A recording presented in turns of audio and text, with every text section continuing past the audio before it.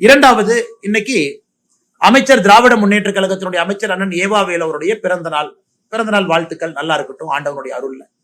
ஆனா ஒரு மூத்த அமைச்சர் பண்ற டிராமாவை பாருங்க.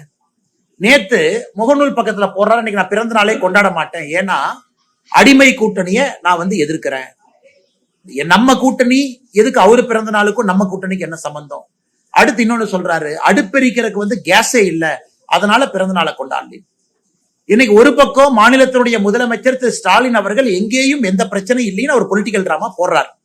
ஆனா அவரே எல்லாத்தையும் தூண்டி விடுறாரு. நீங்க போய் ஆர்ப்பாட்டம் பண்ணுங்க, காங்கிரஸ் கட்சிக்காரங்க சிலிண்டர் தலைமையில வச்சு நடந்து போங்க, நம்முடைய கட்சியினுடைய மூத்த அமைச்சர்கள் இந்த மாதிரி பேசுங்க.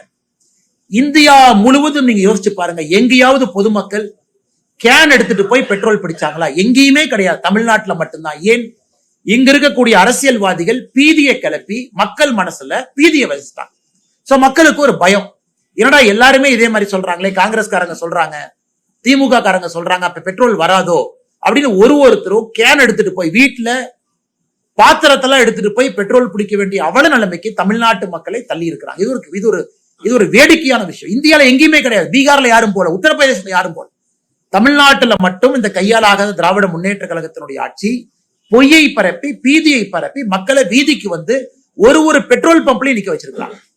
இன்னைக்கு நம்ம புரிந்து கொள்ள வேண்டும், இந்தியாவை பொறுத்தவரை நம்முடைய பிரதமர் நேற்று காலைல தெளிவா பேசினாங்க, எந்த பிரச்சனையும் இல்லாம நாம இருக்கோம், எந்த பிரச்சனையும் இல்லாம.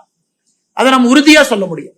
இந்த gas control order, natural gas control order 9ஆம் தேதி மார்ச் மத்திய அரசு கொண்டு வந்த பிறகு எல்பிஜினுடைய உள்நாட்டு உற்பத்தி மட்டுமே 28 விழுக்காடு கம்பேரபிள் பேசிஸ்ல உயர்ந்திருக்கு. ஸ்ட்ரெய்ட் ஆஃப் ஹோர்முஸ், அந்த ஹோர்முஸ் பகுதியிலிருந்து வரக்கூடிய கப்பல் 2 கப்பல் ரொம்ப சேஃபா நேத்து நைட்ல இருந்து இன்னைக்கு காலையிலக்குள்ள 2 இந்திய கப்பல் சேஃபா கிராஸ் பண்ணி வந்திருக்கு. நமக்கு சேஃப் பேசேஜ் கொடுத்திருக்காங்க. அந்த ஒரு கப்பல் கொண்டு வரக்கூடிய கேஸ் என்பது ஒரு நாளைக்கான ரிஃபைனிங் கெப்பாசிட்டி, பிரச்சனை கிடையாது. இன்னைக்கு அவங்க சைனா, ரஷ்யா, இந்தியா இந்த 3 நாடுகளுக்கு தான் கெரியர் கொடுக்கறாங்க.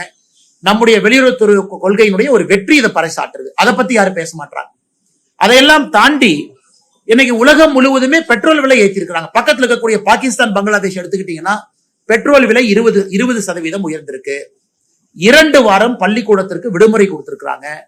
50% அரசு கார்களை ரோட்ல இருந்து எடுத்திருக்கிறாங்க. பெட்ரோல் ரேஷனிங் பண்றாங்க. இந்தியால எந்த பிரச்சனையும் இல்லை. மிக அற்புதமா வரக்கூடிய சப்ளையை நம்ம மேனேஜ் பண்றோம். இந்த நேச்சுரல் கேஸ் ஆர்டரை போட்டு யாருக்கு என்ன கொடுக்கணும், 100% எல்பிஜி கேஸ் 100% அப்படியே கொடுத்துடணும். அதன் பிறகு ஃபர்டிலைசருக்கு போறது 30% குறைச்சிருக்காங்க. 70% ஃபர்டிலைசருக்கு போற கேஸ் போகும். அதன் பிறகு இண்டஸ்ட்ரி 80% போகும், 20% குறைச்சிருக்காங்க. அதன் பிறகு சிட்டி கேஸ் டிஸ்ட்ரிபியூஷன் 20% குறைச்சிருக்காங்க, 80%. அடுத்து இந்த ஆர்டர் ரிவ்யூ பண்ணுவாங்க. எங்கேயும் பிரச்சனை இல்லாம போகும் பொழுது எதற்காக பீதியை கிளப்பி பொதுமக்களை நீங்க ரோட்டுக்கு போக வைக்கிறீங்க? அதனால தமிழக மக்களுக்கு எங்களுடைய அன்பான வேண்டுகோள், தயவு செய்து நீங்க யாரும் கஷ்டப்பட்டு வீதிக்கு வராதீங்க, ரோட்டுக்கு போகாதீங்க. நீங்க பெட்ரோலை பிடிச்சு ஒரு வீட்டுல வைக்கிறீங்கன்னா உங்களுக்கு அது ரிஸ்க். 20 லிட்டர் கேன், 15 லிட்டர் கேன்ல நீங்க போய் வாங்கிட்டு அதை டெய்லி 1 லிட்டர் 2 லிட்டர் 2 வீலர் ஊத்திக்கலாம். நீங்க வீட்டுல வாங்கி வைக்கிறீங்கன்னா உங்களுக்கு அது ரிஸ்க்.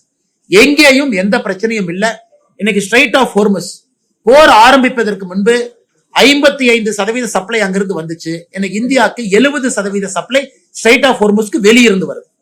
முதல்ல ஸ்ட்ரெய்ட் ஆஃப் ஹோர்முஸ் இல்லாம 55% வந்துச்சு, 45% அங்க வந்துச்சு, 55% வேற ஜோன்ல.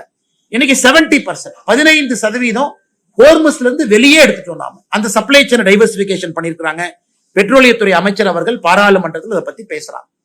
நேச்சுரல் கேஸ் பிரச்சனை கிடையாது, பெட்ரோல் ரிஃபைனிங் பிரச்சனை கிடையாது. இன்னைக்கு இதெல்லாம் நடக்கும் பொழுது ரிலையன்ஸ் இண்டஸ்ட்ரீஸ் அமெரிக்கால $300 பில்லியன் இன்வெஸ்ட் பண்ணி அங்க ஒரு ரிஃபைனரி போடுறா, ட்ரம்ப் ட்வீட் பண்றாரு.